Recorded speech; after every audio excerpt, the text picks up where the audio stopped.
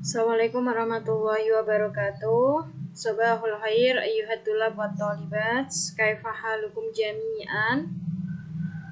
Tayyib khair atamanna an takunu fi halin jayyidin.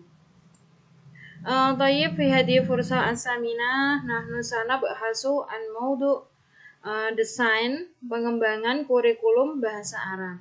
Jadi dalam mengembangkan kurikulum, selain mengacu pada landasan, selain mengacu pada asas, kita juga harus memiliki desain dalam pengembangan kurikulum. Jadi kemarin ya sudah kita bahas landasan-landasan maupun asasnya itu seperti apa. Jadi hari ini kita akan membahas desainnya. Pengertian desain. Mungkin kita sudah sering mendengar ya terkait desain ya. Oh, desainnya seperti apa? Kita bikin apa? Kita bikin gambar. Gambar aja membutuhkan desain. Kita bikin pola baju itu juga butuh desain. Jadi sebenarnya desain itu apa? Nah, yang dimaksud desain dalam pengembangan kurikulum adalah pola, rancangan atau model yang digunakan untuk menyusun rancangan kurikulum sesuai visi dan misi dari sekolah. Hal ini sama halnya dalam pembelajaran bahasa Arab. Jadi pembelajaran bahasa Arab juga membutuhkan desain. Desain yang cocok, desain yang sesuai dengan pembelajaran bahasa Arab. Seperti itu. Lalu bagaimana cara mengaplikasikan atau mengembangkan desain dalam kurikulum bahasa Arab? Nah, kita akan bahas ya.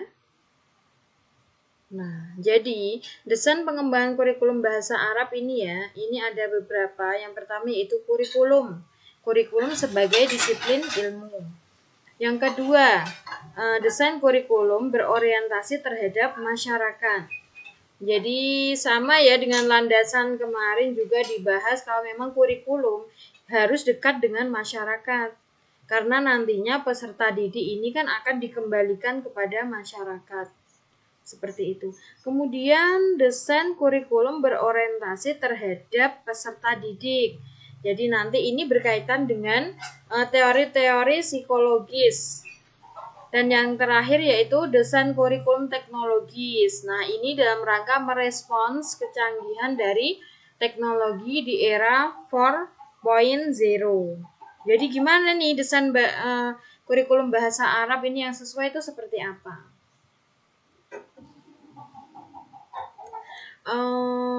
Pertama ya, desain kurikulum disiplin ilmu atau sebagai disiplin ilmu. Yakni ada subjek center kurikulum atau isi atau bahan kurikulum disusun dalam bentuk mata pelajaran yang terpisah-pisah. Nah, untuk subjek center kurikulum ini dari pengamatan saya ya, ini sepertinya ini dipakai pada kurikulum lama. Ya, kurikulum misalnya KBK. KBK itu 2004 ya kalau tidak salah. Nah, kurikulum ini mengkelompokkan, yaitu mata pelajaran yang secara terpisah-pisah. Misalnya apa kalau dalam bahasa Arab? Nah, misalnya gini, jadi pembelajaran bahasa Arab itu kan ada pembelajaran penunjangnya ya, misalnya nahwu, shoroh, balaghah seperti itu. Nah, itu dijadikan sebagai mata pelajaran yang terpisah-pisah. Jadi dalam kurikulum itu ada ilmu nahwu sendiri, ilmu shoroh sendiri, balaghah sendiri seperti itu. Atau nadhariyatul furu'. Kemudian yang kedua yakni correlated curriculum, yaitu mengelompokkan mata pelajaran yang serumpun dikelompokkan menjadi satu bidang studi. Nah, ini seperti gini ya. Kalau tadi yang satunya itu kan terpisah-pisah. Nah, di sini untuk correlated curriculum ini mau menggabungkan antara partikel-partikel atau antara mata pelajaran yang terpisah ini menjadi satu kesatuan.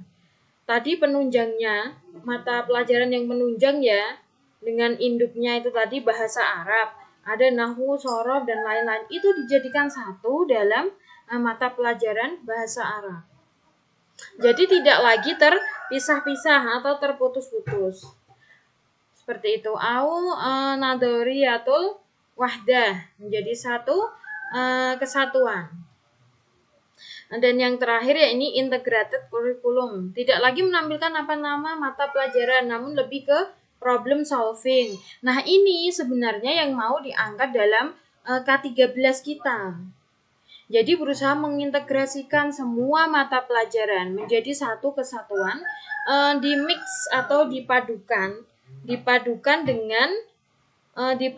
dengan karakter building atau pendidikan karakter. Jadi harapannya nanti peserta didik itu nggak hanya terdidik inteleknya ya, intelektualnya atau kognitifnya, namun juga terdidik karakternya seperti itu.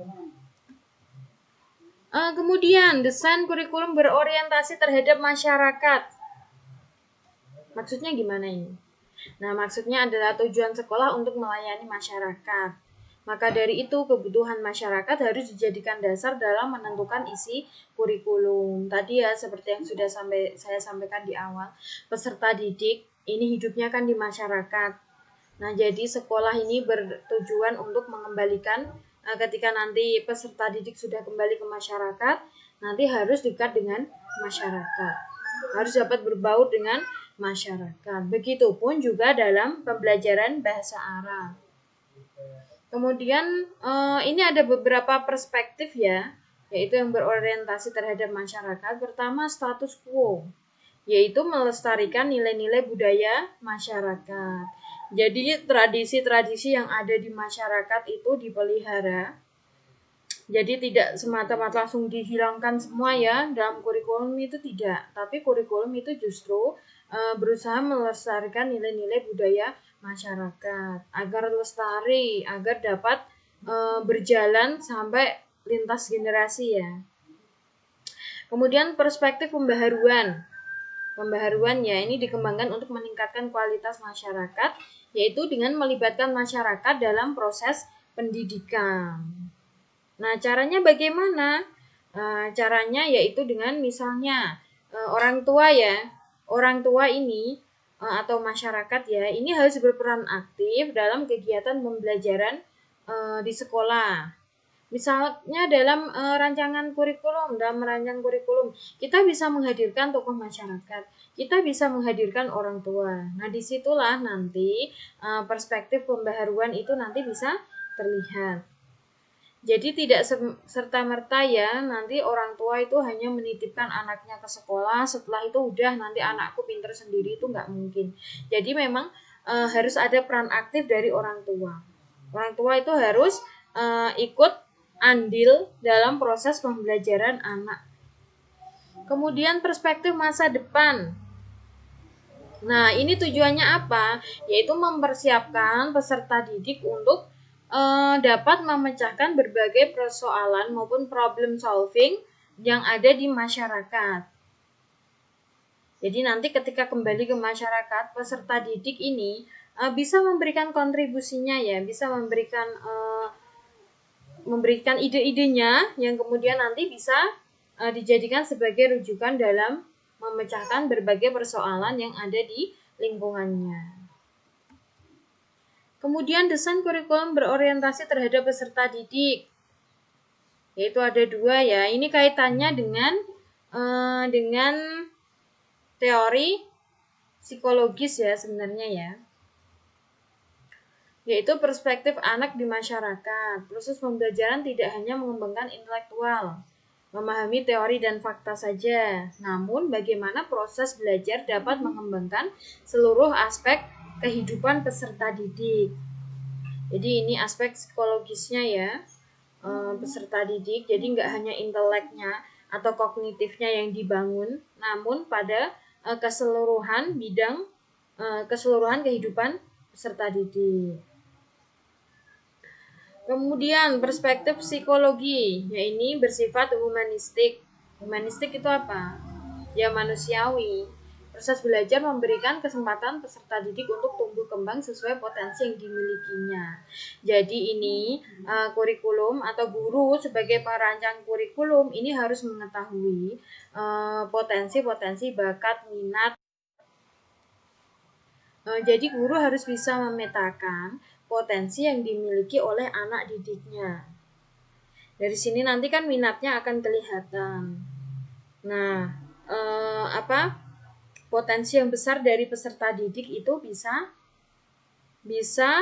dieksplorasi menjadi sesuatu yang bernilai. Nah, ini yang nantinya akan menjadi bekal peserta didik di masyarakat. Kemudian, desain kurikulum teknologis. Nah, disesuaikan dengan tuntutan perkembangan zaman karena kurikulum ini bersifat dinamis sesuai dengan tuntutan perkembangan zaman. Dinamisnya dengan catatan ya, tidak serta-merta kemudian menghilangkan budaya lokal yang ada di sekitar masyarakat itu sendiri. Dinamisnya ini dalam hal teknologi. Nah, kurikulum ini banyak dipengaruhi oleh teori psikologi behavioristik. Nah, teori ini seperti apa? Yakni teori stimulus dan respon.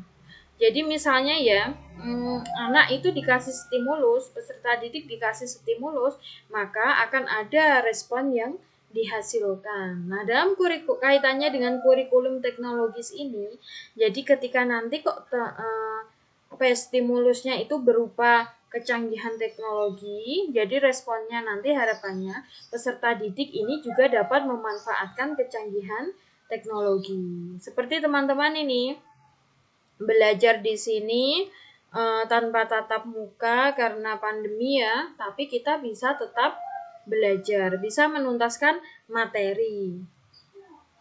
Nah, ketika tidak ada teknologi bagaimana? Kecanggihan teknologi bagaimana?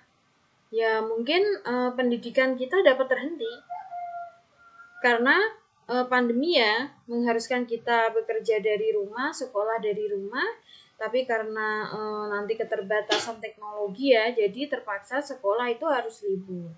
Nah, berhubung ini ya sesuai dengan desain kurikulum teknologis, jadi kurikulum didesain agar dapat memenuhi tuntutan perkembangan zaman dinamis seperti sekarang yang sedang kita nikmati bersama. Yakni kita bisa kuliah dari rumah. Bisa kuliah dari misalnya dari ini ya, dari tempat lain yang sekiranya tidak perlu tatap muka. Demikian dari saya, kurang dan lebihnya mohon maaf. Saya kira terkait desain ini sudah mencerahkan ya. Desain merupakan apa tadi? Rancangan, pola ataupun model. Jadi yang digunakan dalam merancang pengembangan kurikulum bahasa Arab. Demikian dari saya. Kita akhiri. Nahtatim bi qiraati hamdalah ma'an. Syukran ala ihtimamikum. Assalamualaikum warahmatullahi wabarakatuh. Syukran.